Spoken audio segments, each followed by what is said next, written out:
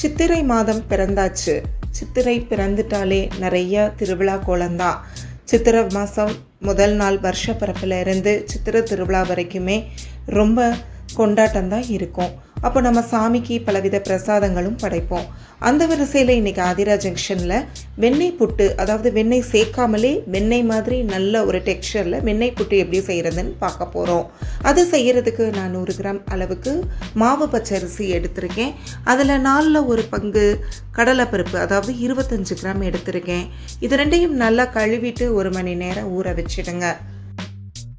ஊறின இந்த அரிசியை மிக்சி ஜாரில் சேர்த்துட்டு தேவையான அளவு தண்ணி ஊற்றி நல்லா நைஸாக அரைச்சிக்கோங்க. கொஞ்சம் தண்ணி கூடுதலாக ஊற்றி அரைச்சாலும் ஓகே தாங்க. பாருங்கள், நான் இந்த மாதிரி பதத்தில் அரைச்சி எடுத்திருக்கேன்.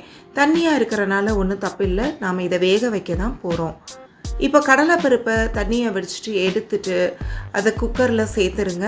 சேர்த்துட்டு மேலும் கொஞ்சம் தண்ணி ஊற்றி அது 3 விசில் வர்ற மாதிரி சிறுத்தீயில் வச்சு வேக விடுங்க.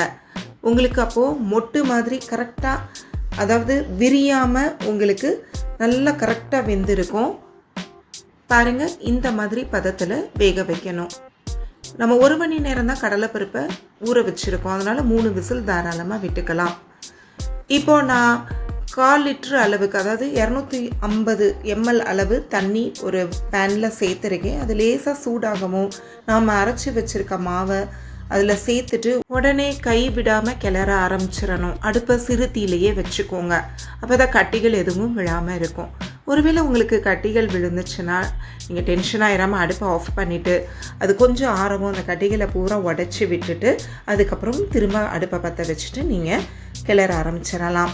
நான் இதை கிளறிட்டு இருக்கும் போதே அதோட 1 பிஞ்ச் உப்பு, வேக வச்சுருந்த கடலைப்பருப்பை தண்ணியோடு சேர்த்துக்கிட்டேன். அதை அப்படியே கிளறிக்கிட்டே வாங்க. கொஞ்சம் நேரத்தில் நல்லா இறுகி வரும். அந்த நேரத்தில் 100 கிராம் அளவுக்கு வெல்லத்தூள் நான் சேர்த்துக்கிட்டேன். அதோட 1/4 டீஸ்பூன் அளவுக்கு ஏலக்காய் தூள் சேர்த்துக்கோங்க. ஏலக்காய் தூள் இல்லைன்னா 2 ஏலக்காய் தட்டி சேர்த்துக்கலாம், இல்லைன்னா கொஞ்சம் சுக்குத்தூள் கூட நீங்கள் சேர்த்துக்கலாம். இப்போ பாருங்கள், நல்லா கிளறி கொதி வந்து பபிள்ஸ்லாம் வர்ற ஸ்டேஜில் நான் கொஞ்சம் தேங்காய் பூ அதோடு சேர்த்துக்கிட்டேன். சேர்த்து அதையும் கிளறிடுங்க. இப்போ கிளறும் போது உங்களுக்கு குழகுழப்பாக தெரிகிறது.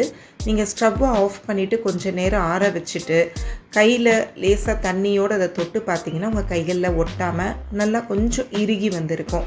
இந்த மாதிரி இது மேலே கொஞ்சம் தேங்காய் பூ தூவிட்டு நீங்கள் சர்வ் பண்ணிங்கன்னா குழந்தைகள்லாம் ரொம்ப விரும்பி சாப்பிடுவாங்க. இதை இப்படியேவும் சர்வ் பண்ணலாம். அப்படி இல்லைன்னா நீங்கள் இதை இன்னொரு ப்ராசஸும் பண்ணலாம்.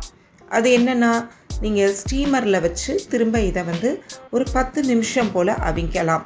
ஸ்டீமர் இல்லாட்டி இட்லி பானை கூட யூஸ் பண்ணிக்கலாம்.